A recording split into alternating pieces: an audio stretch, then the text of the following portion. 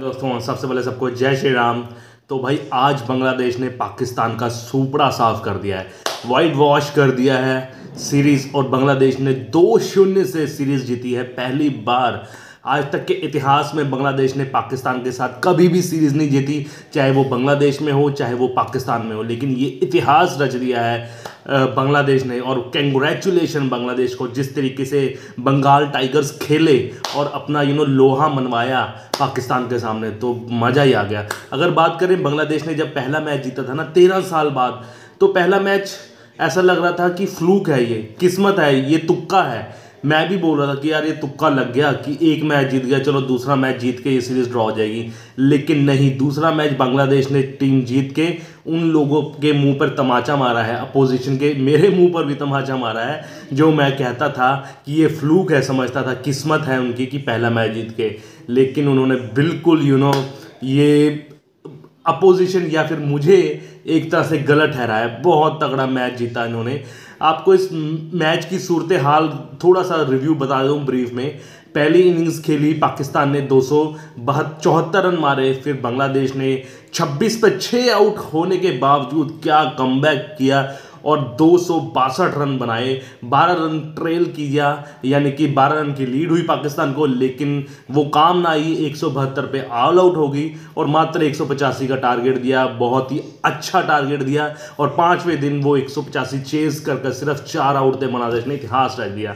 आज 5वां दिन था, पाकिस्तान को सिर्फ बारिश ही बचा सकती थी, लेकिन कुदरत का निज़ाम कब तक काम आएगा। जब आप मेहनत या फिर अपने आप पर काम नहीं करते, तो कुदरत का निज़ाम आप पर कभी भी सफल नहीं होगा। जब आप अपनी ही खुद की मदद नहीं कर पा रहे, बारिश थी, मंडरा रहे थे बादल, लेकिन बादलों ने भी बांग्लादेश का साथ दिया। बहुत ही अच्छी सीरीज़ रही बांग्लादेश की। अगर क्रेडिट देना चाहे बांग्लादेश के पॉजिटिव देखना चाहे, बहुत है। क्रेडिट हर एक को जाता है, उनके दोनों ओपनर्स को जाता है, जाकिर और शदनाम को, इस्लाम को, दोनों को जाता है। अगर हम उनकी बैटिंग की बात करें, ओपनर्स को श्रेय जाता है, फिर उनके एक्सपीरियंस बल्लेबाज मुशफिक रहीम को भी क्रेडिट जाता है, लिटन दास को क्रेडिट जाता है। अगर बॉलिंग यूनिट की बात करें तो मेहदी हसन मिराज को भूल गया था मैं, मेहदी हसन मिराज को भी क्रेडिट जाता है बैटिंग में, प्लस बॉलिंग में भी 2 फाइफर निकाले हैं इस सीरीज़ में उन्होंने। और बॉलिंग में जो उनके 2 नाहिद राणा और एक हो रहा है हसन महमूद, बहुत तगड़ा बॉलर है भाई। और शाकिब उल हसन को बिल्कुल भूल नहीं सकते, शाकिब उल हसन ने साथ दिया मेहदी हसन का, मिराज का, और ऐतिहासिक जीत में योगदान दिया है। इस टेस्ट मैच में प्लेयर ऑफ द मैच चुने गए लिटन दास, जिन्होंने 138 रन मारे थे और अपनी टीम को फर्श से लेकर अर्श तक पहुंचा दिया था। 26 पे 6 थे उनको, क्या तगड़ा कम बैक किया। इतिहास में मैंने बहुत थोड़े देखे इतने कम बैक हुए। Plus man of the series Mehdi Hasan Miraz को मिला। मैं आपको बता चुका हूँ 2 फाइफर भी हुए उनके नाम, 5-5 विकेट लिए 2 मैचों में, और 180-90 या 160 प्लस कुछ रन है, 150 प्लस रन है इस सीरीज में उनके। और मैच जिताऊ पारी भी सेकंड टेस्ट मैच में उनके साथ ही नजर आई। तो कॉन्ग्रेचुलेशन टीम बांग्लादेश को। अगर हम बात करें पाकिस्तान की, क्या पाकिस्तान का हुआ है, पाकिस्तान की इतनी वर्स्ट सिचुएशन, मैं बचपन से क्रिकेट का फ़ैन रहा हूँ और बचपन से ही क्रिकेट देखी है मैंने, इतनी वर्स्ट, इतनी बदतर सिचुएशन देखी नहीं पाकिस्तान क्रिकेट की जो आज मैंने देखी है। आप तीनों ही डिपार्टमेंट लगा लीजिए, बैटिंग फ्लॉप रही उनकी, बॉलिंग फ्लॉप रही और फील्डिंग भी फ्लॉप ही रही उनकी। मैंने ऐसी कंडीशन देखी नहीं। स्पेशली बैटिंग तो ताश के पत्तों की तरह ढह गई।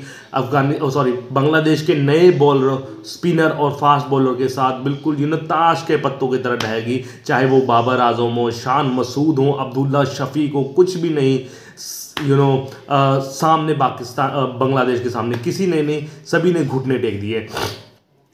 अब देखते हैं पीसी की जो चेयरमैन है नकवी साहब, वो क्या करते हैं। वो सर्जिकल स्ट्राइक की बात कर रहे थे, सर्जरी की बात कर रहे थे। अब देखते हैं किन किन प्लेयरों की सर्जरी होगी और कौन कौन से प्लेयर जो हैं टीम से बाहर निकलेंगे। मैं कुछ प्लेयर बता देता हूं जो मेरे ख्याल से टीम से बाहर होने का कतरा रहा है, मडरा। सबसे पहले भाई कतरा मडरा रहा है बाबर आजम का। बाबर आजम की जितनी पॉपुलैरिटी थी पाकिस्तान में, अब वो बिल्कुल डाउनफॉल हो चुकी है। आप देख लीजिए 8 या 9 मैच हो गए हैं, 16-17 इनिंग्स हो गई हैं उनकी, एक भी 50 नहीं आया और कुछ भी नहीं कर पाए। मैच जिताऊ पारी कभी भी नहीं आई। और मैंने पहले ही कहा है, जब पाकिस्तान ज़रूरत होती है वो कभी भी नहीं चलते। एक आधा मैच जिताया होगा वो भी जिम्बाब्वे नेपाल से जिताया होगा, और कभी भी नहीं चलते जब भी टीम पाकिस्तान को ज़रूरत होती है। आप दोनों टेस्ट मैच दे चुके हो और इस सीरीज़ में उन्होंने मात्र 16 की एवरेज से रन बनाए हैं, तो उन पर भी मंडरा सिर पर तलवार लटक रही है बाहर जाने की।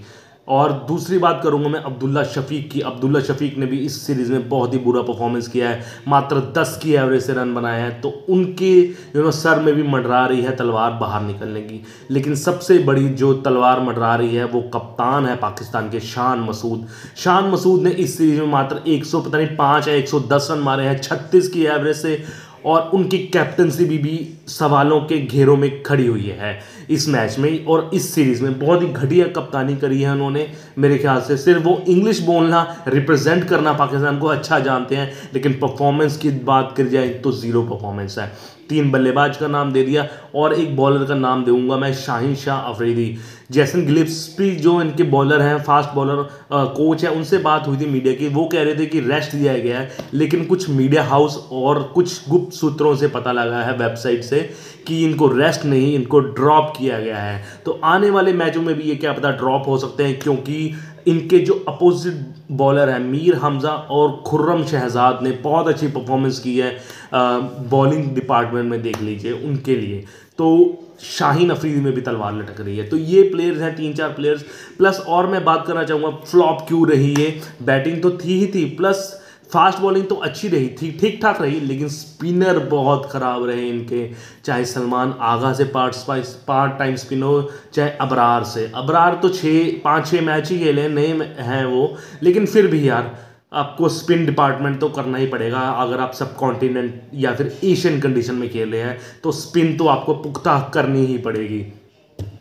तो यही था कि क्या से क्या हो गया पाकिस्तान का। अगर हम वर्ल्ड टेस्ट चैंपियनशिप में देखें तो बांग्लादेश चौथे नंबर पर आ गई है। पहले पे इंडिया है, दूसरे में ऑस्ट्रेलिया है, तीसरे में न्यूजीलैंड है, चौथे में बांग्लादेश पहुंच गई है। और बात करेंगे पाकिस्तान की, वो सिर्फ वेस्ट इंडीज़ से ऊपर है।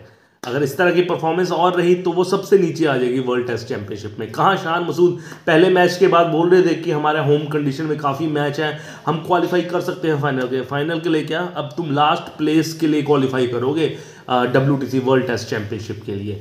तो यही था समरी रिव्यू कह सकते हो। पाकिस्तान की कंडीशन लड़खड़ाती हुई कंडीशन है, जैसी उनकी इकॉनमी हो रखी है, जैसे उनकी लोगों की सोच है वहाँ की, और वैसी ही उनकी क्रिकेट हो रही है।